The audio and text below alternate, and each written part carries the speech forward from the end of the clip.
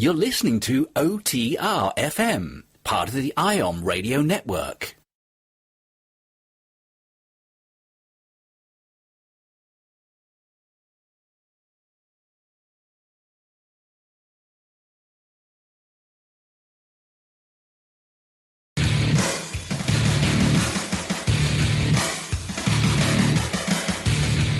Hey everybody, welcome. It's Matt Connarton Unleashed.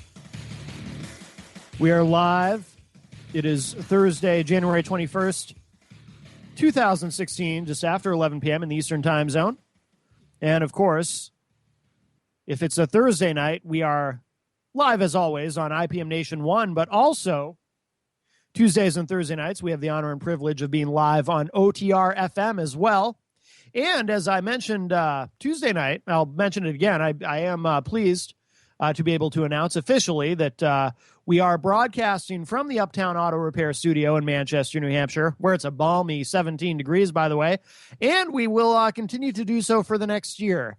So we have signed on to be here for another year at the Uptown Auto Repair Studio, and thank you again to the wonderful John Heichel, the owner and proprietor of Uptown Auto, for all the support that he gives us here at IPM Nation. And let's see, of course, this week's television edition of the show is up as well. The Matt Connarton Unleashed television edition, every Wednesday, a new episode. That is up right now on our YouTube and Vimeo channels at IPM Nation. And let's see, what else? Yeah, no big fancy intro this week. We're just getting right into it. Sometimes I do a big fancy intro, and sometimes I say no. We're just going to get right into it. So, I'm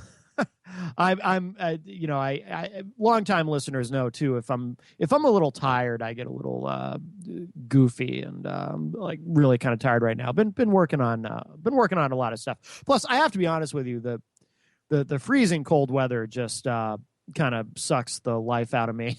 It definitely affects my energy level. I'm very affected by weather, whether it be the cold or dreary rain or whatever. It's always been like that. So let's see. I did discuss Tuesday night on the show. I take a lot of joy, as I know a lot of people do, in making fun of Sarah Palin, the former half governor of Alaska. And, I always call her the half governor because she couldn't even be bothered to serve out a full term. So if you're new to the show, that's why I say that. Her speech endorsing Trump, her rambling, incoherent, in other words, typical Sarah Palin. She's kind of like, if I were to describe Sarah Palin to someone who didn't know anything about her, I'd probably say, imagine a Hooters waitress with learning disabilities, and that'll give you some idea of Sarah Palin. But her speech was just we kind of broke it down, just a lot of incoherent nonsense. And I saw this right before coming on the air. Apparently, Rush Limbaugh took it upon himself to explain Sarah Palin's speech to everyone. And he apparently enjoyed the speech.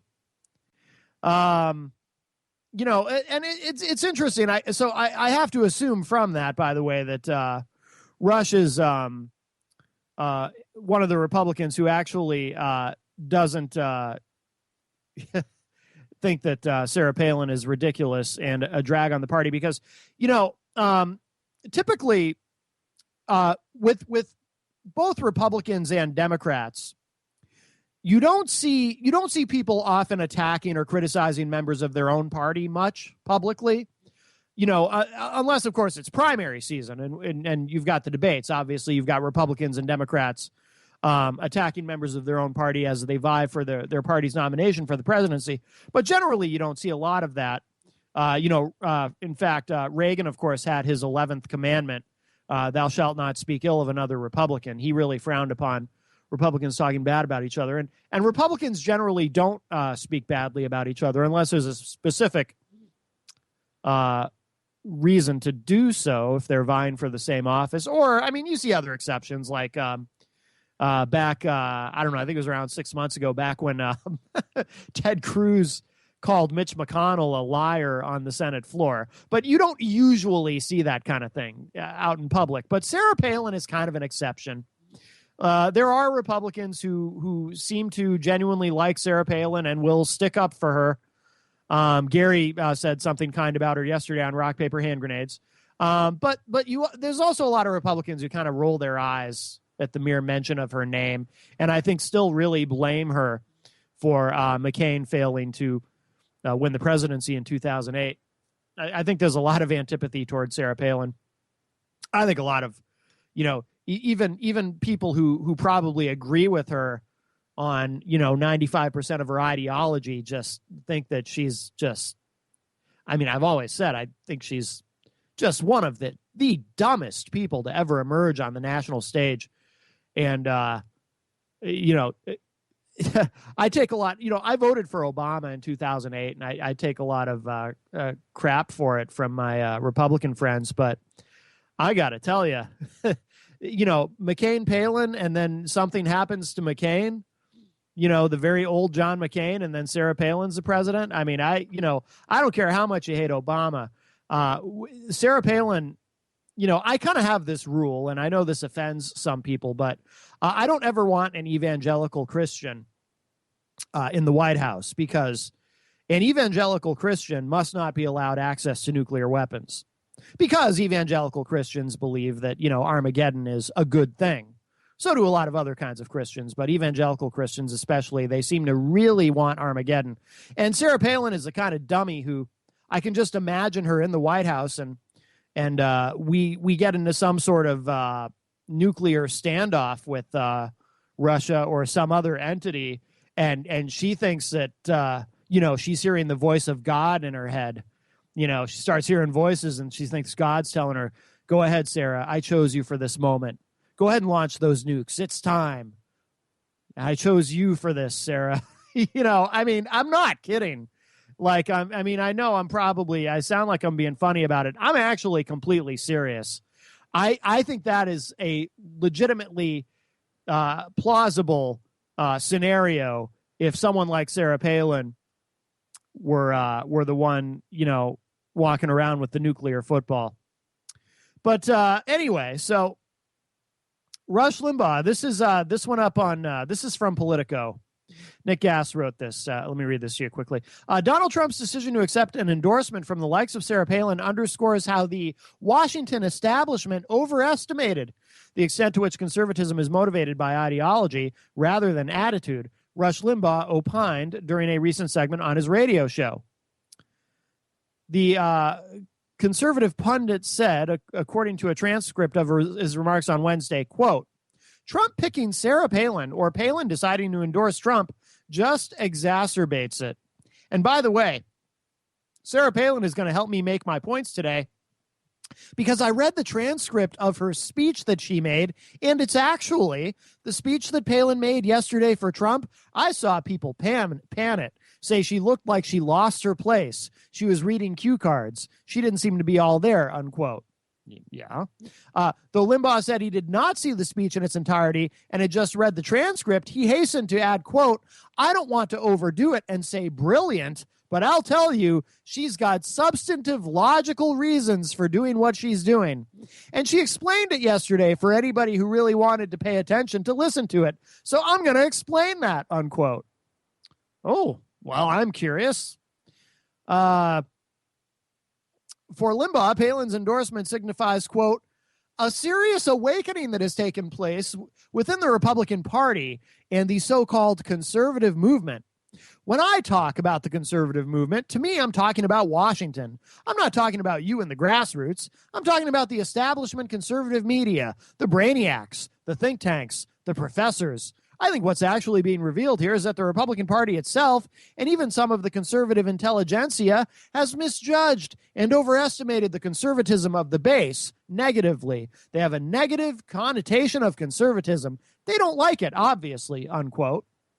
But, Limbaugh said, quote, "the way the Republican establishment defines conservatism is not what it is. To them, it's hayseed hicks, pro-lifers running around in pickup trucks and shotguns in the back, bitter clingers," unquote.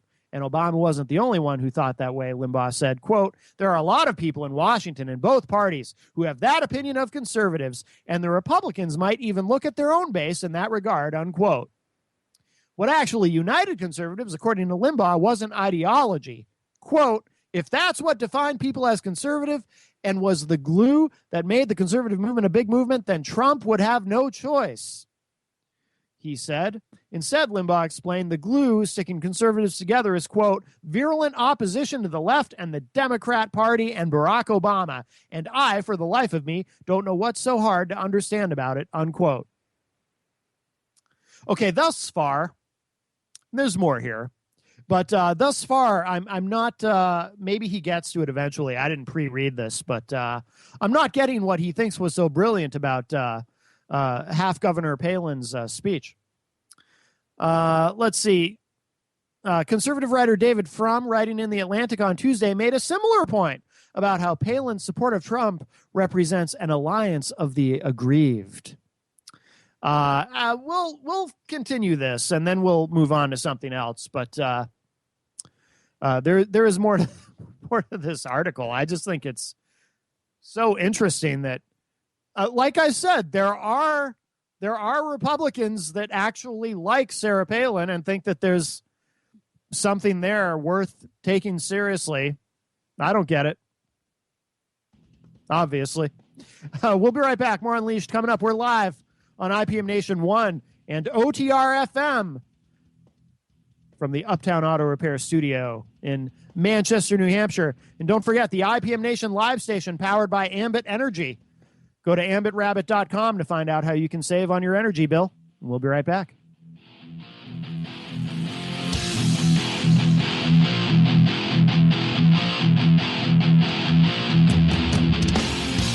The Real Conscious Connection.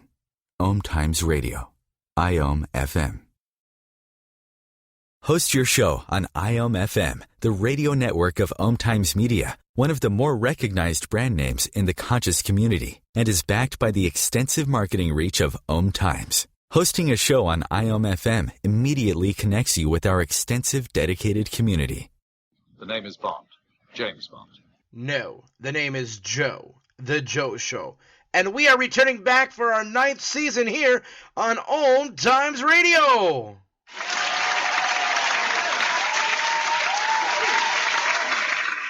So tune in every Wednesday night, 9 p.m. Eastern, 6 p.m. Pacific, on OMTimes.com/mobile. You can take us wherever you go. Yeah! Hi, this is Angela Levesque, host of Entanglement Radio. Join me Wednesdays at 12 p.m. Eastern for inspiring conversations with visionaries in spiritual science and conscious healing. Entanglement Radio, Wednesdays at 12 p.m. Eastern. Transcendent talk for the conscious mind. As difficult as it is to believe, there are places in Africa where human traffickers sell albino children and their body parts for use in magic rituals. Humanity Healing International is actively working in Uganda to change this paradigm. The Albino Rescue Project finds albino children who are at risk and places them in safe schools and environments where they can learn and grow free from fear. To learn more or to sponsor a child, visit humanityhealing.org. Humanity Healing is where your heart is.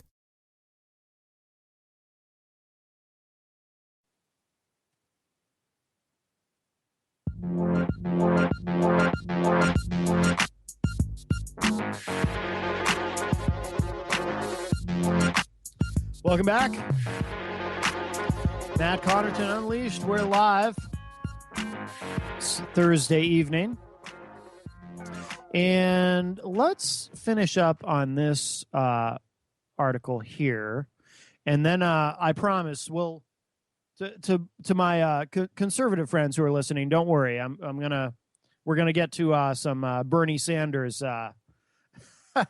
critique in a moment. So it's not, I'm not just gonna spend the whole show talking about bashing Sarah Palin, but although I could fill a show with that. Then again, it's probably not good because she, obviously she continues to try to grasp for some sort of relevance. How long ago? I mean, it was a few years ago now that Fox News ended their contract with her. because she was a commentator on there. I don't know if she still appears on there occasionally or not. I don't really subject myself to Fox News much, but and then she had her own online thing. She tried to copy what Glenn Beck did. When Glenn Beck left Fox News, he started, I forget what it's called. Is it just the Glenn Beck Network or whatever? I forget what it's called, but, he went on, well, he's still on terrestrial radio with his talk show, but as far as television, he just does his stuff online and has actually been very successful at it. And so Sarah Palin tried to start her own online network, and that didn't really work out for her. But Glenn Beck, I mean, I disagree with him on a lot of things, but he's a very, very talented broadcaster. And Sarah Palin, it's like I can't even stand the sound of her voice. I have to be honest with you. Okay, so we'll finish up this article. So here's what David Frum had to say. Quote, talk radio uses those feelings too, of course. Well, actually, let me reread. Let me back up because we want to make sure this is in context. Previous paragraph. I already read this, but we'll back up a little bit. Conservative writer David Frum, writing in The Atlantic on Tuesday, made a similar point, similar to Limbaugh's point, about how Palin's support of Trump represents an alliance of the aggrieved. He said, quote, talk radio uses those feelings too, of course, and has used them for years. But the more ideological stars of conservative talk, the Limbaughs, the Levins, try to use those feelings in service of a more or less coherent set of political ideas. Speaking of the feelings of persecution is only a means, some vision of a revitalized free enterprise system in the end. For Palin, though, her personal grievances were always what the whole commotion was all about. She was effective to the extent she was because millions of people agreed that her personal grievances sometimes also represent theirs, unquote. I don't get that because there's lots of conservatives who talk about the same kinds of grievances that conservative grievances that Sarah Palin has, who do so infinitely and exponentially more coherently and articulately. So I don't know. Let's see, back to the article. At the same time, Limbaugh said in another segment of Wednesday's show, Trump's decision to accept Palin's endorsement somewhat puzzled him. Quote, I just have to be honest. I look at Trump as a genuine outsider, as somebody who doesn't do anything by the book in politics. And yesterday he did two things by the book that, frankly, surprised me. One is accepting the endorsement. I did not see Sarah's speech, but I saw sound bites of it. And I saw Trump standing aside while she was at the podium, and he's not the kind of guy that stands aside. He just isn't. He's that dominant. He is that huge to give up the podium even to somebody endorsing him, sponsoring him. I'm not criticizing it. Don't anybody misunderstand. I'm just telling you what I think here. Do with it what you want, unquote. Now, I disagree that Trump, I totally disagree with what Rush is saying there. I don't think that Trump did anything by the book in accepting Sarah Palin's endorsement, because if he were going by the book politically, I think he would do the opposite. See, I think Rush has it backward, because Sarah Palin, like I said, I mean, to a lot of Republicans, she's damaged goods. And I don't think, I mean, from my vantage point, I mean, Grant, obviously I'm biased because, like I said, I have no regard for her on any level, but I think that there's a pretty serious risk. I mean, look, Trump's a business guy. He knows how to do a cost-benefit analysis, a risk assessment. I think that there's a risk of her doing more harm than good to the Trump campaign. Although, then again, in the grand scheme of things, by next week, everyone will have forgotten about this anyway, that she even endorsed him. Let's see. Rush also said he was surprised by Trump's shift to go all in on supporting ethanol subsidies in Iowa, where he is engaged in close political combat with Texas Senator Ted Cruz. He remarked, quote, on the other hand, I understand it's the Hawkeyes. I don't even know that word. It's the first in this whole series of caucuses. Oh, cockeye. It's like he took the word caucus and made it Latin or something. Okay. So I'll read that again. Quote, on the other hand, I understand it's the Hawkeye cockeye. It's the first in this whole series of caucuses and primaries, and he's nip and tuck there with Cruz and wants to win it. And this is what you have to do. But see, that's the point. This is how insiders look at it. You have to go by votes, and that's what supporting King Corn in Iowa is all about, unquote. I don't know. I don't think Rush's comments there were that much more coherent than Sarah Palin's, to be honest with you. All right, let's move on to Bernie. Now, this came from HuffPost. Jonathan Cohn writes this, and it's a little surprising. HuffPost, obviously, I mean, I draw a lot from it. I like the columnists there, and I like the layout and everything. It's great for show prep. But, I mean, I do acknowledge, though, HuffPost is obviously a liberal online publication. Ariana Huffington is a Democrat, and and I don't think they try to hide that they're not, they're not objective. But I did see on this they're knocking Bernie. Jonathan Cohn writes, here's one big problem with Bernie Sanders' health plan for healthcare utopia. It sounds great, but there's no way he can deliver. This is part of the reason this comes up, too. I mean, obviously, Bernie Sanders, he is a socialist, and he promises a lot of things, free college, and this is going to be free, and that's going to be free. And, of course, we all know that that's a fallacy. There is no free. You can call it free all you want to, but we still pay for it with our tax dollars. You're just, you may be shifting the cost burden, but there is no free. But this specifically came up because I think this is the reason this is coming up now is because in the last debate, there was a debate last Sunday, a Democratic debate. A lot of you may not know that because it was on a Sunday night on a holiday weekend because the chair of the Democratic National Committee, Debbie Wasserman Schultz, continues to make sure that these debates are on when no one's going to watch them, which she denies, of course, if that's the reason, but I'm pretty sure she's protecting Hillary. I think it's obvious, or trying to. Although she's not succeeding. Pretty sure Sanders is going to win the New Hampshire primary, but let's see. Yeah, we're going to run up against a break again, but let me try to read some of this quickly. The Bernie Sanders healthcare plan, which the Vermont senator released this week, sounds pretty spectacular at first blush. It's a proposal to create a single-payer system, which means that Sanders would wipe away existing insurance arrangements and replace them with a single government program. Everybody would get insurance free of copays or deductibles. Let me stop there for a moment, too. This is what John Hopwood and I were talking about this week on the television edition. There was this weird sort of thing where Chelsea Clinton was in New Hampshire, obviously campaigning for her mother, and was talking about Bernie Sanders is going to dismantle Obamacare. That's basically what she was putting across. And it was very strange for a couple of reasons. Number one, people aren't used to seeing Chelsea Clinton in that role. Typically in the past, when she's campaigned for her parents, it's been more of a positive. Well, let me put it this way. She's not usually used to attack opponents.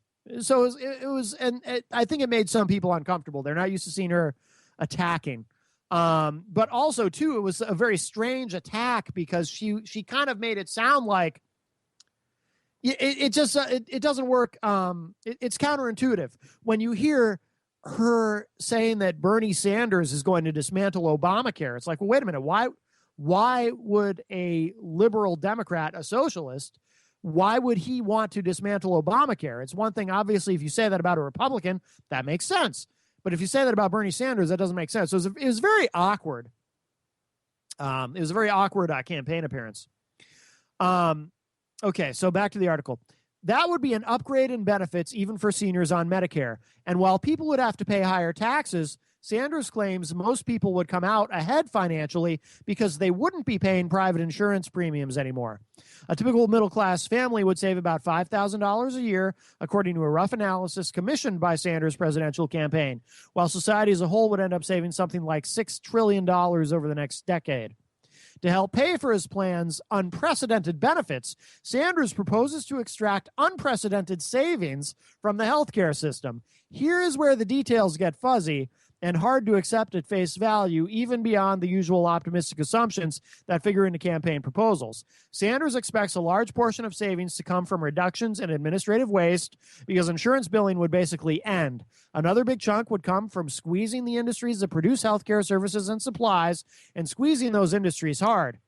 The last part should set off alarm bells for anybody who remembers the fight to pass the Affordable Care Act. Two particular episodes from 2009, one widely publicized and the other barely noticed, are a reminder of how much power those groups wield in Washington. For Sanders to realize his vision for single-payer health care, he'd have to overcome even greater resistance than Obamacare's architects faced. And Sanders has offered no reason to think that he could do that, which is something Democratic voters might want to keep in mind. And then there's two lessons here from Obamacare. So we're up against another break already. So what we'll do is we'll come back to that. We'll finish up on that when we resume after this break. And then I have something fun from, oh yes, what is one of my, you all know, one of my favorite websites in the world, rightwingwatch.org. See what the really crazy people are saying. I could actually just do a whole show just off of that website, but so we'll do that. We'll finish up with this article, and then we'll get to the rightwingwatch.org. Here's a hint though about what I'm going to, the article I'm going to read to you from Right Wing Watch. It's another the gays ruined everything type deal. They hate the gays on the far right. All right, we'll be right back. The Real Conscious Connection. OMTimes Radio. IOM FM. Being a radio host on IOM FM allows you to build your show on a rich platform with the power of the internet to fulfill your outreach goals and connect with a very specialized and global online audience, unlimited by time and distance. OMTimes Radio will provide you with web relevance, a recognizable conscious brand, and with the standard of excellence that has accompanied every single OMTimes endeavor. Host your show with OMTimes Radio Network. Hi, this is Sylvia Henderson, intuitive life coach and energy healer. Are you ready to elevate and rise way above your normal? Be sure to listen to my show, Intuitive Transformations, on OMTimes Radio, Sunday evenings at 9 p.m. Eastern. Get the inspiration you need to transform your life. Join Elliot Jollish, the business therapist, each Tuesday at 5 p.m. Eastern for the Elliot Jollish Hour, as he interviews business experts on your behalf. And you're invited to email your business questions to questions@ecjgroup.com for answers, live, on air every Tuesday at 5 p.m. Eastern on the Elliot Jollish Hour. The number one reason girls drop out of school in sub-Saharan Africa is lack of access to feminine hygiene products. The Pads for Schoolgirls Project, an outreach of Humanity Healing International, is changing this paradigm by setting up sewing programs at schools, teaching girls a vocational skill while producing the reusable pads that help keep them attending classes. The girls pay it forward by making and giving pad kits to other girls in need. To learn more, visit humanityhealing.org. Humanity Healing is where your heart is.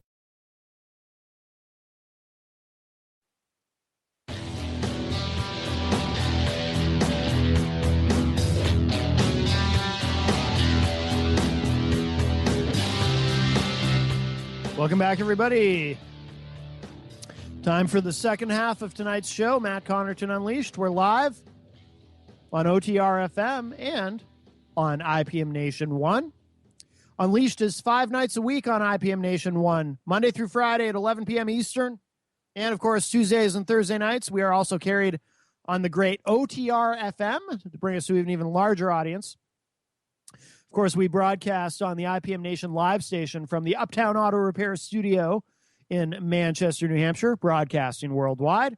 And the live station is powered by Ambit Energy. To find out how to save on your bill, your energy bills, go to ambitrabbit.com. That's ambitrabbit.com. OMTimes.com. Do it right now, quick as a bunny. See what I did there? Actually, don't do it yet. Wait till after the show. Unless you're a good multitasker. But I would prefer to have your complete attention if you don't mind. I don't ask for much. All right. Like I said, I'm tired, so I'm silly. All right. So let's finish up on this article, kind of deconstructing Bernie care or Sanders care. I think I'm the first one to call it that, by the way. Okay. 2 lessons from Obamacare. The first and better known episode from 2009 was the battle over the public option. Oh, I remember that well. A proposal crafted by Yale political scientist Jacob Hacker to create a government-run insurance plan that would compete, that would compete with private insurers for customers. Hacker and others figured the public option could dictate lower payment rates to suppliers and providers of medical care, just like Medicare does, thereby keeping premiums low and forcing private insurers to match them. Voters liked the idea, according to polls, and experts had certified that it would save the government money, but it ran into huge opposition, not just from insurers who didn't want the competition, but from doctors, makers of drugs and medical devices, and hospitals, all of whom understood the proposal would cut into their revenue.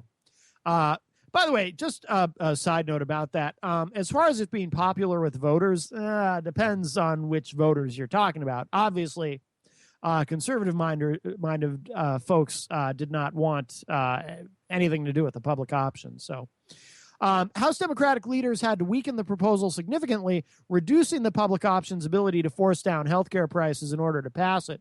Even that compromise couldn't get it through the Senate, where Joe Lieberman, then an independent from Connecticut, spoke out against the public option, and many Democrats, including a few liberals, quietly cheered him on. Well, they know where their bread is buttered.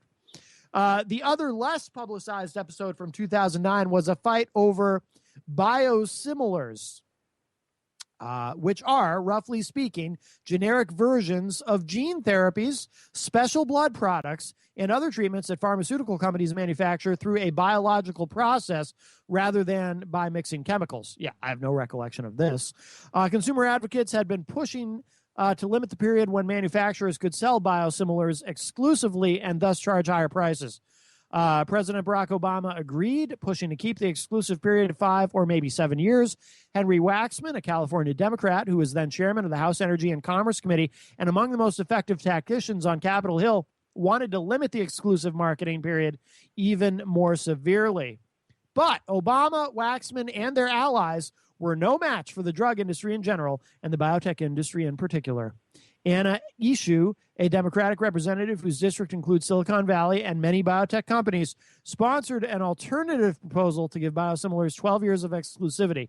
She forced a vote over Waxman's objection and prevailed in committee 47-11. So great was the lobbying onslaught that Waxman couldn't even keep his fellow Democrats in line. As John McDonough, a former Capitol Hill staffer and author of Inside National Health Reform, later wrote, quote, "The industry had won, hands down," unquote. Imagining the fight over Bernie care. I was wrong. I'm not the first one to use that term. It's used in this article. Okay, Bernie care.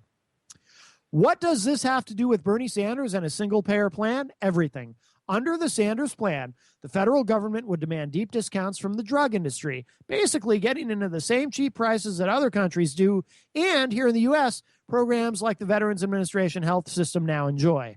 Although Sanders has not specified how his program would pay doctors and hospitals, a single-payer plan typically envisioned the program reimbursing providers the same way that Medicare does. Since Medicare pays less than private insurance, that would mean doctors and hospitals lose significant revenue. And, of course, the Sanders plan would wipe out the private health insurance industry completely, taking away not just the business of selling to employers and working-age individuals, but also eliminating the existing Medicare Advantage plans on which many companies now make their biggest profits. Drug makers, doctors, hospitals, insurers, these are the same groups that killed the public option and prevailed on biosimilar marketing. They'd fight single-payer even harder. Sanders has tapped into frustration among progressives, many of whom believe Democratic leaders could have won those battles and a few others if they'd put forth more effort. Yeah, I remember a lot of liberals were actually really furious with Obama for not pushing harder for the public option. But if passing such relatively moderate reforms was a struggle at the peak of progressive power in 2009, with Democratic majorities in both houses and a president who just won a convincing presidential election, enacting something as sweeping as the Sanders plan would be basically impossible, at least for the time being. And then a little bit more here. Bernie's vision versus Hillary's. No, this grim political reality doesn't mean Sanders or anybody else should stop advocating for single payer. Progressive achievements like the minimum wage and civil rights began as ideas that the political establishment once dismissed as loopy. And the kind of reform that Sanders envisions would have a lot going for it. Single payer works quite well abroad, and a version of it could work here too, even if, as Harold Pollack and Matthew Iglesias noted recently at Vox, it would ultimately require compromises and trade-offs that supporters rarely acknowledge. But voters comparing Sanders and Hillary Clinton, who has proposed bolstering the Affordable Care Act rather than replacing it, should be clear about the choice they face. This isn't a contest between a candidate who can deliver healthcare nirvana and one who is willing to settle for less. It's a contest between a candidate imagining a world without political or policy constraints and one grappling with them. Between a candidate talking about what he hopes the healthcare system will look like someday and one focused on what she can actually achieve now. By the way, that's the end of the article, but something that came out in the debate, the Hillary Clinton campaign is trying to cast it as Bernie wants to basically replace Obamacare entirely with single payer. What he said during the debate, he tried to clarify that and say, actually, and by the way, it sounds like the author of this article, Jonathan Cohn, is accepting Hillary's characterization of what Bernie care would look like. But what Sanders clarified during the debate, or tried to, is that no, he's not. The idea is not Medicare for all is what he called it. But he said the idea is not to replace the Affordable Care Act with this, but rather to supplement it with this, which then when it went back to Hillary, she kind of ignored that and continued to talk about how Bernie Sanders wants to replace Obamacare with Medicare for all. But it's pie in the sky stuff. It's not going to happen. And a practical pragmatist like me, I don't like pie in the sky stuff. So before we hit this next break, so I have some news for you from rightwingwatch.org. Extreme right-wing Christians like to blame homosexuals for a lot of things. And they will often talk about how, for example, because there's gay people in the world, God is very angry, and we often feel God's wrath because of the gays.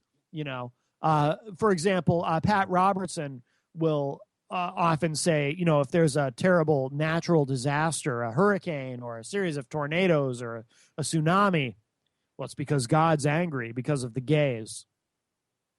And the gays, just ruin everything from their perspective. Like the gays ruined marriage, because they think that now that gays can get married, it means, eventually someone will be able to marry their dog or a car or something. So they don't like the gays because they think the gays ruin things.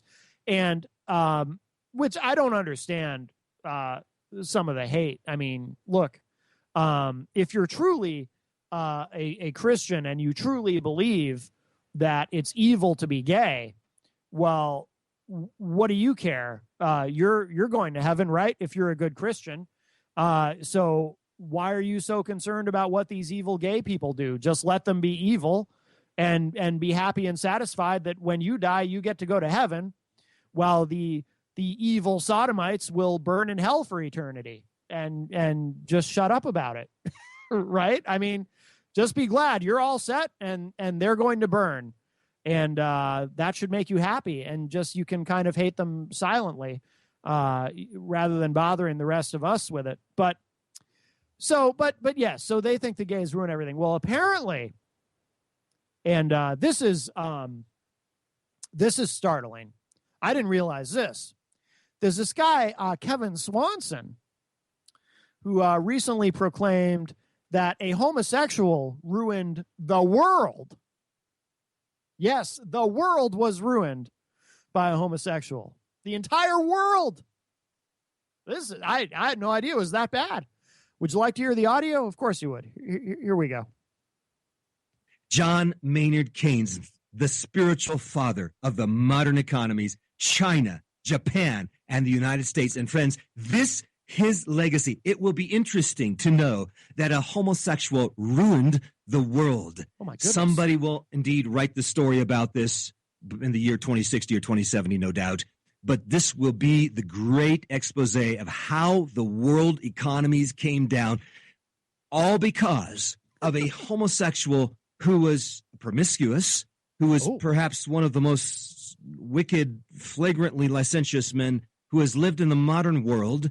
And he becomes the grandfather of the modern economies, bringing them all down. It makes a lot of sense. Sexual nihilism, of course, will produce sexual burnout, and that must be tied to economic burnout and epistemological burnout as well, when societies lose the will to live. And it's all summarized in the Proverbs. All those who hate me, all those who hate wisdom, love death. And this is precisely the legacy that John Maynard Keynes left us. And the big thing here is that he cared only about himself. When asked, what about the long run? I don't care. Yes. As long as I'm okay today, I could care less about my kids, my grandkids, anybody else. And so he did not care about what's going on today at all. Well, there you have it. The world was ruined forever by some gay dude I'm not even familiar with.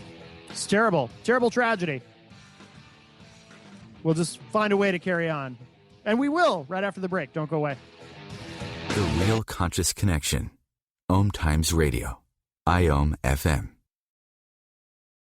Host your show on IOM FM, the radio network of OMTimes Media, one of the more recognized brand names in the conscious community, and is backed by the extensive marketing reach of OMTimes. Hosting a show on IOM FM immediately connects you with our extensive dedicated community. Do you have time to read that inspiring book or that blog post you've been meaning to get to? In your busy world, how do you improve yourself and keep your life going? I'm Lisa Kay, and my Between Heaven and Earth radio show can transform your life just by listening. Be uplifted with inspiring topics, positive stories, and ideas that really work. Between Heaven and Earth radio is conscious living for your soul, every Wednesday at 4 p.m. Eastern Time. Do you want to be a better communicator? Do you want to better connect with the important people in your life? Do you want to enrich your relationships? If so, join me, Matthew Cooper, on the Positive Control System Show every Wednesday evening at 11 o'clock p.m. Eastern Standard Time on OMTimes Radio. I'll meet you there. Are you trying to get from point A to point B and need a little advice? Connect with the counselors at OMTimes Advisors. Whether you're looking for a life coach or a spiritual intuitive, the advisors participating at advisors.omtimes.com were carefully chosen based on their gifts, skills, and professionalism. OMTimes Advisors, connecting you with the best advisors in the business.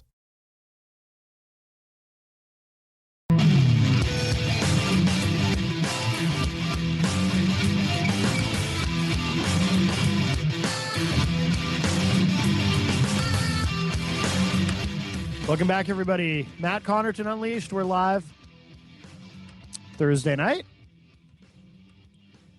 I'm still trying to figure out what to do about this gay dude who ruined the world. I don't even know who they were talking about in that clip. John Maynard Keynes. Oh, John Maynard Keynes, of course.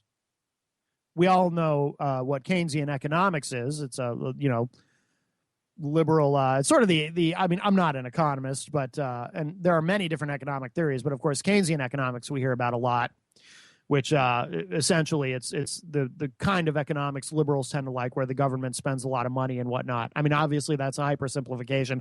I'm not qualified to explain it myself, but I didn't make the connection at first, and then I'm listening to the clip because I didn't pre-listen to that because I like to be surprised by the how ludicrous it is live on the air. And so I didn't realize that the founder of Keynesian economics was a gay man. But see, that just explains all of it, doesn't it?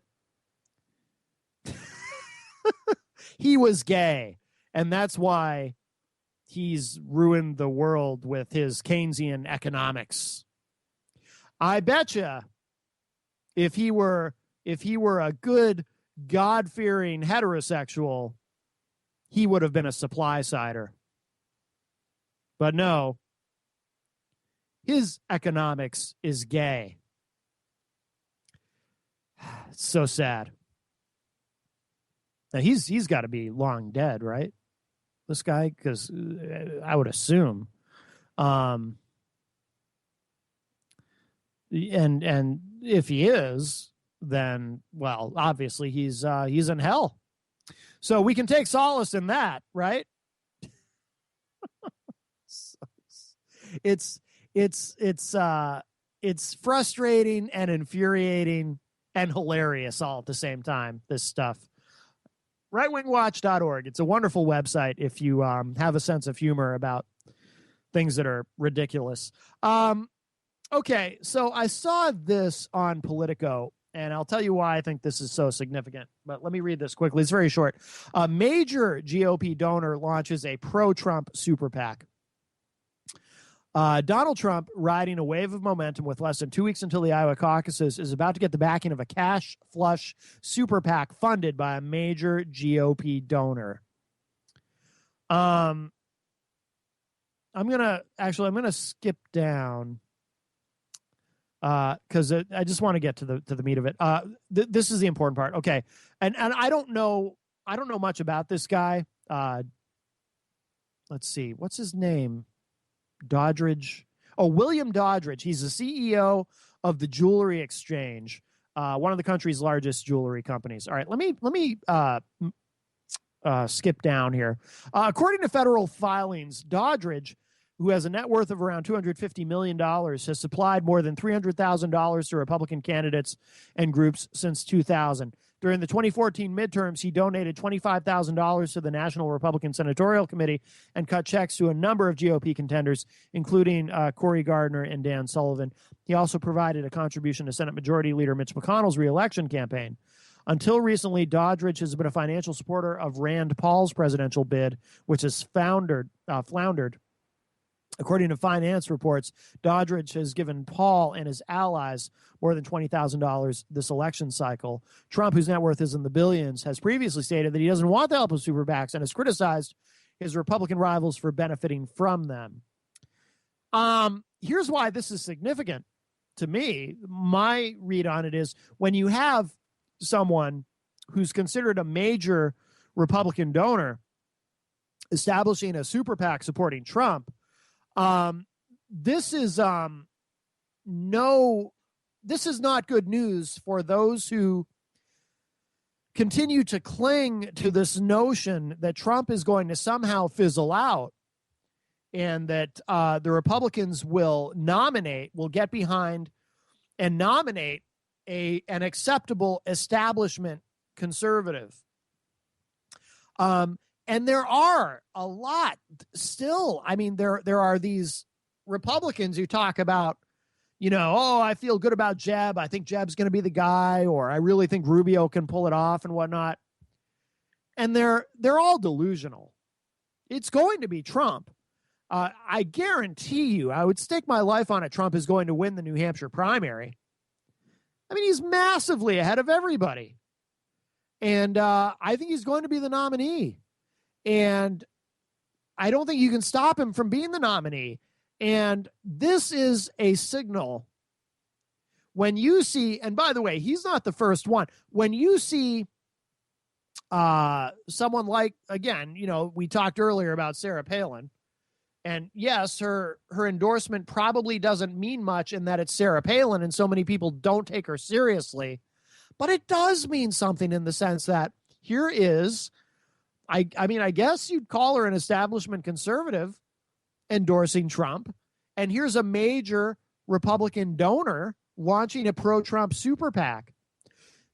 There are elements in the establishment that are going to get behind Trump and are getting behind Trump.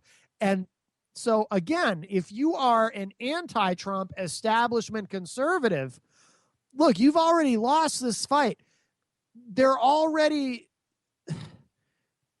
not going to get behind Jeb or Rubio or even Ted Cruz. I know Ted Cruz gained some ground in Iowa recently, but it's just not going to happen. I know that there's been talk about, what they're going to do at the convention. Maybe they can, actually John Hopwood and I talked about it too this week on the television edition of the show. Maybe they can add some super delegates and there's ways that even if Donald Trump were to win every primary, there's ways that the Republican Party could steal the nomination from him at the convention. It can be done. And the same thing with the Democrats. If say Bernie Sanders wins a nomination and they don't think he can win and they want to steal it away from him, there's ways to do it. The Democratic and the Republican Party they're technically, they're private organizations. They can put up whoever they want to. They don't have to do. As I understand it, they legally don't have to do. They're not obligated to do what the voters said. Just like with the presidential election. You don't actually vote for president when you walk into that voting booth. Because of the Electoral College system, there is no direct election of a president. That's why you can have, for example, one person win the popular vote, but actually lose the election. And it's happened. But if there are big players within the establishment that are already throwing in with Trump, then forget it. And the only way, and this is the other thing I've heard talk about, but it's not going to happen. The only chance the establishment has now of heading off Trump, if they're so worried about him, is a bunch of people have to drop out immediately so that the establishment can coalesce around one candidate, whether it be Jeb or Rubio or Cruz. But Cruz is risky. A lot of the establishment doesn't like Ted Cruz either. Probably Jeb would be the safest choice, I guess. But that's risk. I don't feel good about any of these people on either side. That's why, I'll end up voting third party again. But those of you who think that it's going to be somebody other than Trump, you're dreaming. You're delusional. He's totally run away with this thing. He's going to win New Hampshire. He may win Iowa. And then then you've got South Carolina. South Carolina is frustrating because, you know what? I'm going to Google right now and just see if anything has changed.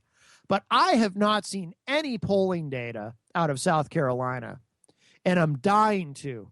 Not so much because I want to see some polling data as far as the Republicans, because I'm just assuming that, in fact, there's an article when I Google South Carolina polls, there's an article that pops up from The Week magazine that says, went up 17 hours ago, this article, the headline is, Donald Trump is poised for the strongest primary performance in modern history. I want to know how the Democrats are polling in South Carolina, because that's what's really interesting to me. I'm just assuming Trump's going to be the Republican nominee. I'm also sort of assuming Hillary's going to be the Democratic nominee, but I think Bernie's going to win. I definitely think Bernie is going to win New Hampshire and may very well win Iowa. And let's see. But if he wins South Carolina, see, the theory has been that, in South Carolina, they're not going to vote for the Jewish guy from Vermont with the Brooklyn accent. They're going to go for Hillary. But what if that turns out not to be the case and they do go for Bernie? If Bernie manages to win South Carolina, and remember, that's the next big primary after New Hampshire, then it's over for Hillary. And I'm looking at, let's see, South Carolina presidential primary poll. This is from Real Clear Politics. This shows it's in the form of a graph. And as of, last time this was updated was January 2nd. That's no good.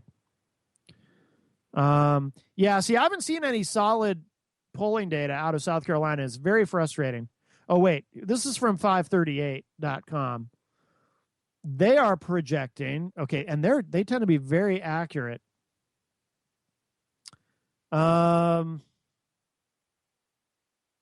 Sorry, I know I'm kind of doing this spontaneously and we're almost out of time. I want to know. Okay, they're projecting for Clinton. So when was this last updated, though? This was last updated today. Okay. So 538.com, they're still projecting. Oh, and actually, she has according to the polling, she's got about a 2-to-1. Yeah, she's got about a 2-to-1 advantage over Bernie. So they're projecting, and they tend to be really accurate. That's 538. That's if I remember correctly, that's Nate Silver's. Is it Silver or Silber? His site, and he tends to be very accurate. So we'll see. But it'd be fun to see Bernie win. Be an interesting surprise. All right, we're out of time. Thanks. We'll be back tomorrow night, strictly on IPM Nation 1 for our Friday night edition of Matt Connarton Unleashed. We're out of time. Thanks, everybody. Good night.